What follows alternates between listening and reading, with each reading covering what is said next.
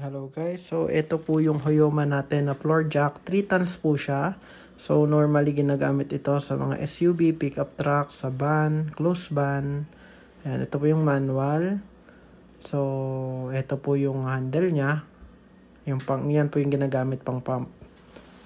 So ayan, medyo mabigat lang po yung unit natin. So around 23 to 25 kilo siya. Ayan, ilip ko po. Ayan. So, yan. Nakita nyo po may gulong din siya. Tapos yung quality niya, nakikita nyo naman. Ayan. Okay. So, ngayon po, tinesting namin siya. So, ang time po ngayon ay 12:20. So, kanina ko pa po siya actually tinesting. Mga 12, pinaangat ko na siya. So, tinignan natin kung mababawasan ba yung lift niya. So, ayan, nakikita nyo naman po, mula nung inangat ko siya ng 12, hanggang ngayon 12:20, nakaangat pa rin siya. Wala pong pagbabago yung height niya. So, ibig sabihin po nun, maganda po yung jack, hindi siya nagbibitaw ng pressure. Ayan. Okay, ayan, pakita ko po sa inyo dito sa side. Ayan, para malinaw po. Doon ko siya inipit sa may differential sa gitna. Doon ko siya nilip, doon ko tinukod. Ayan, so ito naman po pala, ito, ikabit ko lang yung lock para ma-release natin siya. Ayan, pasok ko lang to. Ayan, ayan. Opo. Make sure na nakalock po ito parate. Ayan, itong handle natin. Yan po yung dugtungan syempre para hindi siya maghiwalay ba. So, ayan. Ito po yung release. Ayan, pakita ko yung release. Ayan, iikot nyo lang po siya. Ayan po.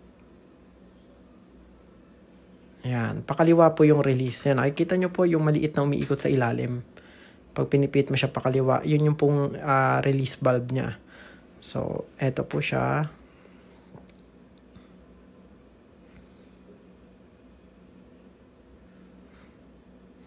Ayan. Ito po, papansin nyo may square drive siya. Yung po square drive na yan, para yan doon sa loob. Ayan, dyan. Opo, papasok nyo po yan dyan. Tapos, para maikot nyo po ito, yung ilalim, yung release valve niya po. Hindi nyo siya maire-release pag hindi nyo po naipasok yun doon. Tapos, itong lock naman na po ito, para po hindi nyo siya mahugot, para hindi mahugot itong handle doon sa unit mismo. So, ayan, naka-lock in place na siya. Ayan, para maayos nyo po na ikot. Lagyan na lang siya ng grasa siguro para hindi magagasgas na masyado. Ayan, testing po natin ulit siya ngayon. Panlip naman natin.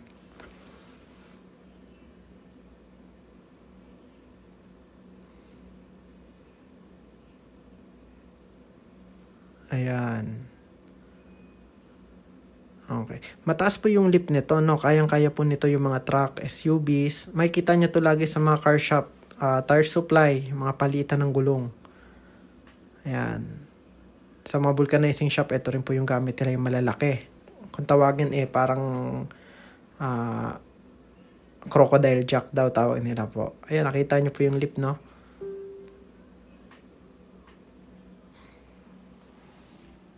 Ayan, pwede pa natin siya dagdagan. Ayan. So, ayan po, Ford Ranger po yung natin, yung sample natin. At saka rear, nasa rear po natin nilip.